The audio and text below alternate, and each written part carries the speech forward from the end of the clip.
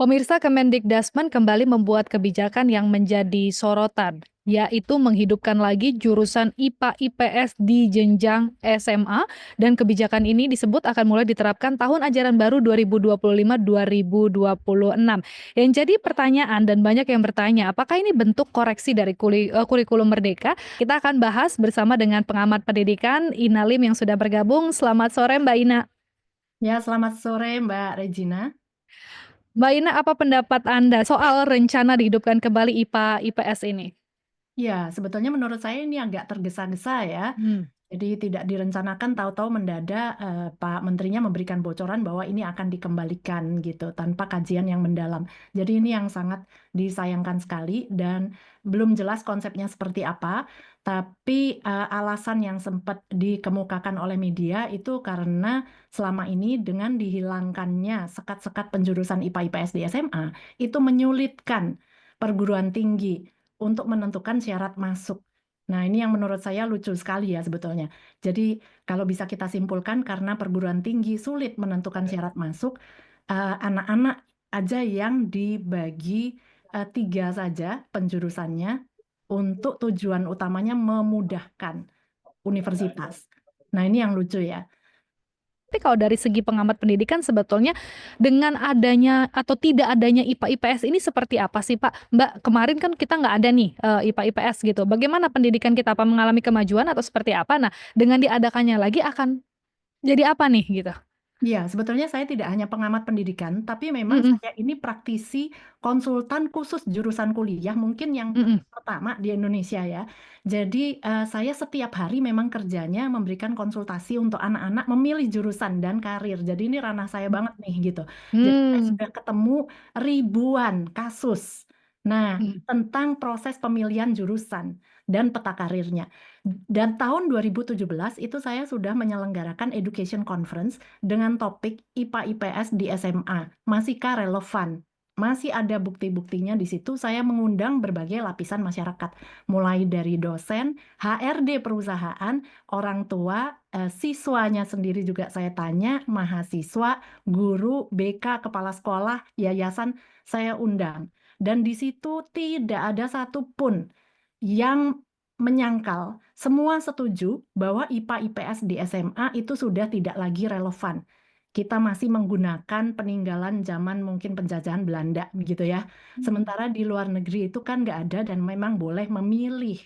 Dan ini yang sudah diubah, makanya saya waktu itu senang sekali akhirnya sekat-sekat IPA/IPS dan bahasa itu dihapus di zaman Mas Nadiem. Itu saya sudah sangat excited karena itu sudah sesuai menurut saya. Misalnya, kalau kita melihat profil bawaan seseorang, itu ada hubungannya dengan minat anak-anak nanti ke depannya. Ada tipe kepribadian tertentu yang akan lebih tertarik ke bidang-bidang life sciences, seperti kesehatan, makanan, dan lingkungan, yang lebih membutuhkan kimia dan biologi. Biasanya mereka nggak gitu tertarik dengan bidang-bidang yang berhubungan dengan teknologi, teknik, atau yang matematika aktuaria seperti itu. Nah, itu dari profil anaknya sebetulnya udah kelihatan. Jadi alasan contoh-contoh yang digunakan di press release dari Dasmen pagi ini menurut Mm-mm. saya kurang tepat. Jadi alasannya juga memberikan contoh. Misalnya ada anak yang mengambil mata pelajaran kimia dan biologi tapi tidak mengambil fisika, kemudian kelas 12 berubah pikiran. Katakanlah mau nggak jadi masuk kedokteran, tapi mau masuk teknik, kan jadi nggak bisa. Nah, dengan kasus yang sama, saya juga bisa pertanyakan, kalau IPA/IPS bahasa, misalnya dia terlanjur ambil jurusan bahasa, kemudian kelas 12 dia mau berubah pikiran, mengambil jurusan ilmu gizi, dia juga nggak bisa, karena nggak Ya. ngambil kimia biologi. Jadi itu alasan contoh-contoh yang dikasih menurut saya sangat debatable. Hmm, tadi Mbak Ina sempat ngomong sama saya bahwasanya maksudnya dengan ditiadakannya IPA/IPS kemarin pada saat eranya Menteri Nadiem gitu ya di kurikulum Merdeka ini kan sebuah kemajuan juga untuk pendidikan kita gitu ya Mbak Ina. Nah, tapi kan dengan diadakannya kembali sekarang IPA/IPS, apakah ini menjadi bentuk kemunduran dari pendidikan kita Mbak Ina? Sangat, sangat mundur lagi. Jadi ini juga akan Mm-mm. mengembalikan kasta ya. di IPA IPS. Jadi semua akan merasa bahwa IPA itu paling tinggi kastanya karena masih bisa kemana-mana, bisa berubah pikiran ke IPS dan ke jurusan bahasa, tapi kesannya makin bawah gitu. Nanti kalau tidak terlalu pandai masuk IPS, tidak terlalu pandai masuk bahasa. Nah ini kan Mm-mm. mundur sekali, padahal dunia kerja itu sudah industri 4.0, di mana memang perlu interdisiplinary, lintas bidang gitu. Dan sekali lagi kembali ke profil anak itu ada yang memang lebih ke kimia biologi ditambah sosiologi karena minatnya nanti nggak jauh-jauh dari situ biasanya gitu. Jadi ini sudah apa, atas dasar apa alasan ini dikembalikan, itu saya belum menemukan alasannya. Berarti Mbak Ina dalam kondisi pendidikan kita hari ini, berarti penjurusan ini bisa dikatakan sebetulnya lebih membatasi potensi siswa ya? Betul. Jadi saya banyak kasus. Jadi kalau saya sudah ribuan kasus. Contoh, Mm-mm. saya bisa kasih kasus misalnya anak ini sudah terlanjur ambil IPS gitu ya. Mm-mm. Alasannya mungkin bisa jadi dia hanya menghindari fisika. Dia sangat takut dengan fisika sehingga dia Mm-mm. memilih IPS. Padahal dia suka sekali dengan biologi. Dia suka sekali sehari-harinya berkutat dengan Mm-mm. ikan. Ya, pelihara ikan, dia suka mancing. Nah, bayangin dengan blue economy yang dicanangkan oleh Pak Presiden kita.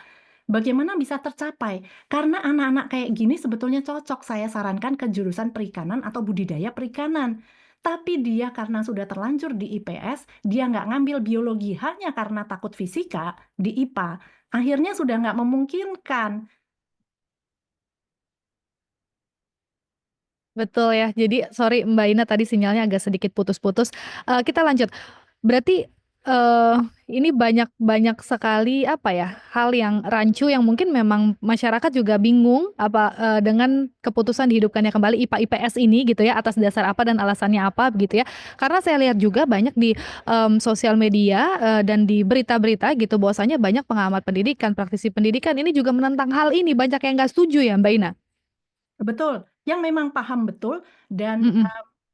mau mau untuk maju ya. Jadi para Mm-mm. guru, praktisi pendidikan yang pikirannya punya growth mindset. Beda dengan yang fixed mindset gitu ya. Nah, yang Mm-mm. punya growth mindset bisa melihat dunia ke depan seperti apa, anak-anak kita akan dibawa kemana. Memang perlu seperti ini. Tapi yang fixed mindset itu menentang, justru menentang dengan kebijakan yang lama. Mas Nadim, setuju dengan dikembalikan. Karena sekali lagi mereka punya kepentingan. Misalnya, eh, Mm. guru dengan dihapuskannya eh, IPA IPS bahasa, eh, Mm-mm. beberapa sekolah tidak mampu untuk masalah administrasinya, ngatur penjadwalan. Harusnya kan itu moving class. Jadi anak dari ambil kelas kimia, dia bisa pindah ke kelas biologi, sementara teman kelasnya mungkin pindah ke kelas katakanlah bahasa Inggris lanjut gitu. Jadi itu kan administrasi sekolahnya tidak semua sekolah mampu. Tapi apa yang mana yang masih belum mampu kan ke depan kita harus sempurnakan lagi gitu ya. Bukan berarti karena saya tidak mampu berarti ya udah kebijakannya diubah aja demi saya. Jadi berfokusnya pada ketidakmampuan saya, ketidakmampuan sekolah, ketidakmampuan perguruan tinggi. Akhirnya siswa yang disuruh mengalah. Kemudian kalau bicara guru, jadi guru-guru dengan yang mengampu mata pelajaran tertentu ditakutkan tidak populer, tidak diambil, sehingga nanti gurunya nggak ada jam mengajar. Nah ini juga kan banyak mindset yang keliru. Padahal dengan project base, dengan kita mau menangani satu permasalahan, katakanlah sungai kotor di Jakarta, itu kan interdisipliner. Jadi karena yang tinggal di bantaran sungai ada juga manusianya. Jadi Mm-mm. guru-guru sosiologi juga bisa masuk di situ, guru-guru kimia juga bisa masuk di situ.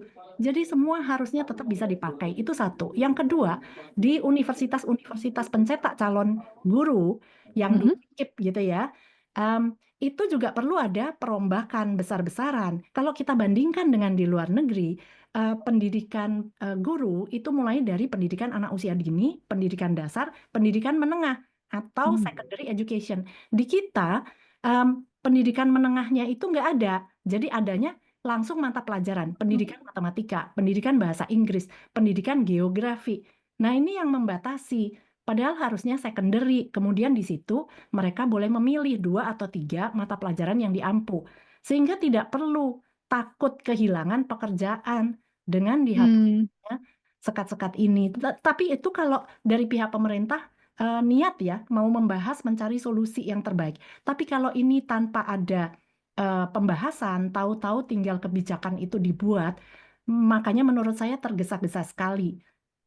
Anak-anak seolah-olah kelinci percobaan. Jadi persepsi bahwa ganti menteri, ganti kebijakan ini mulai Hmm. terlihat. Nah, ini yang kita Oke. khawatirkan. Jadi bagaimana seharusnya Mbak pemerintah mungkin mensosialisasikan dan mempersiapkan kebijakan ini agar tidak membingungkan siswa dan juga orang tua? Ya, sebetulnya pemerintah itu harus punya GBHN. Sudah lama kita nggak punya GBHN untuk pendidikan. Jadi Mm-mm. harusnya blueprint jangka panjang ya, 20 atau Mm. bahkan 50 tahun ke depan, pendidikan kita ini mau dibawa kemana? Jadi bukan masalah ganti menteri, ganti kebijakan. Tapi siapapun menterinya, dia harus berada di koridor rencana jangka panjang ini. Jadi bukan ego pribadi, setuju atau tidak dengan pemimpin yang sebelumnya. Jadi Hmm. tidak merugikan jutaan generasi muda kita.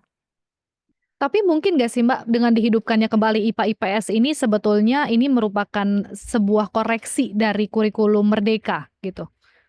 Nah, nggak apa-apa kalau mau disebut ini koreksi, tapi bagian mana Heeh. yang mau dikoreksi?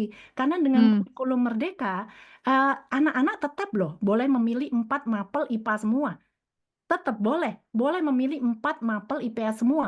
Boleh kombinasi 2 IPA, 2 IPS, 3 IPA, 1 IPS, atau sebaliknya. Jadi kendalanya di mana?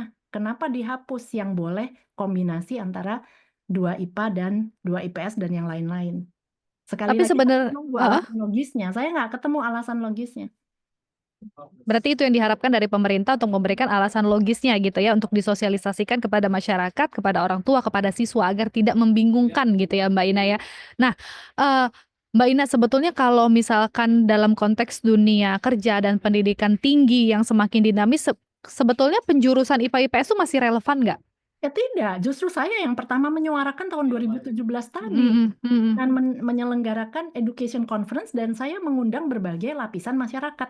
Nah, sedangkan mm-mm, Pak Menterinya ini sudah melakukan eh, uji apa gitu kok mendadak tahu-tahu saya kasih bocoran dan seharusnya kan bukan bocoran. Kalau dari menteri itu kan kita berharap ya statement resmi, bukan seperti mm-mm. gosip bocoran. Jadi Ya. supaya tidak menimbulkan apa ya kegaduhan gitu ya di Hmm. masyarakat dan anak-anak yang sudah terlanjur memilih, sudah kelas 11 sudah terlanjur memilih, nanti bagaimana nasibnya? Ya. Terus yang ke-10, kelas 10, jadi nggak bisa dadakan seperti ini kalau membuat Mm. kebijakan nasional. Jadi dugaan saya, yang saya khawatirkan, kebijakan ini dibuat untuk memuluskan TKA nanti di bulan November untuk ujian nasional. Jadi segala sesuatu kalau sifatnya nasional, yang kami khawatirkan demi proyek nasional, semua kebijakan harus ngikut memudahkan ini. Tidak berfokus Hmm. pada siswa. Padahal syarat masuk universitas tidak perlu nasional. Jadi di luar negeri misalnya, mau masuk arsitek, Universitas A itu minta syarat masuknya fisika, Universitas B sama sekali tidak minta fisika. Boleh-boleh aja, tidak perlu Hmm. sama. Nah, ini di website universitas kita di Indonesia ada nggak minta subjek prerequisite-nya? Belum ada. Mm-mm. Oke, Mbak Ina mungkin dari saya apa kemudian alternatif yang lebih baik gitu ya bagi kita, bagi orang tua, misal jika ingin mengarahkan minat dan bakat siswa sejak SMA gitu, tapi tanpa membatasi mereka terlalu dini seperti dengan penjurusan IPA IPS gitu. Ya, sebetulnya kan pemilihan yang masalah utamanya itu kurangnya pendampingan Hmm. dari orang tua dan guru itu bekerja sama tidak hanya di tingkat SMA ya. Jadi mulai dari kecil observasi itu sudah bisa kelihatan profil seseorang. Nah, dari exposure yang diberikan itu sebetulnya udah bertahap. Jadi waktu SMA sebetulnya anak sudah lebih mengenal dirinya, apakah dia konseptor, apakah dia doer, itu sudah sebetulnya udah lumayan mengerucut. Jadi yang Hmm. perlu dilakukan sebetulnya itu lebih banyak pelatihan, pendampingan untuk guru dan orang tua supaya bisa mengarahkan anak dengan lebih baik, bukan menunda kebingungan anak. Karena saya tidak mampu ya nanti aja. Anaknya saya kasih 13 mata pelajaran aja supaya nanti dia memilih. Yang sudah di universitas ke saya salah jurusan juga masih banyak sekali, masih Mm-mm. yang bingung gitu. Oke. Menurut Anda sendiri seberapa siap sih sekolah di Indonesia baik kota maupun juga daerah untuk kembali menerapkan sistem penjurusan IPA IPS ini, Mbak Ina? Kalau menerapkan kembali seperti zaman dulu ya jelas Mm-mm. secara administratif lebih mudah. Tapi Mm-mm. sekali lagi, apakah target pendidikan kita ini target utamanya memudahkan sekolah dan memudahkan administrasi sekolah dan administrasi perguruan tinggi dengan mengorbankan generasi muda kita mencapai generasi emas, bersaing secara global, mau mengorbankan itu demi kemudahan administrasi institusi. Apakah kita memang mau ke sana? Jadi saran saya jangan terburu-buru, coba batalkan dulu kebijakan ini, dibahas dulu, jangan saya maunya sekarang, tahun ini juga harus dijalankan. Nah, itu yang saya sangat Hmm. menentang dan sangat tidak setuju. Baik, ada lagi Mbak Ina mungkin yang mau disampaikan terkait dengan keputusan nantinya mungkin IPA IPS ini akan dihidupkan kembali terakhir? Ya, saya sangat berharap Mm-mm. kebijakan ini tidak jadi diterapkan, dipikirkan terlebih dahulu, dan Mm-mm. untuk pemerintah pusat, saya berharap memang kita memiliki blueprint jangka panjang atau GBHM Mm-mm. khusus untuk pendidikan jangka panjang. Jadi bukan masalah ganti menteri, ganti kebijakan, tapi siapapun menterinya, kita masyarakat itu tahu ke arah mana pendidikan kita ke depannya mau diarahkan.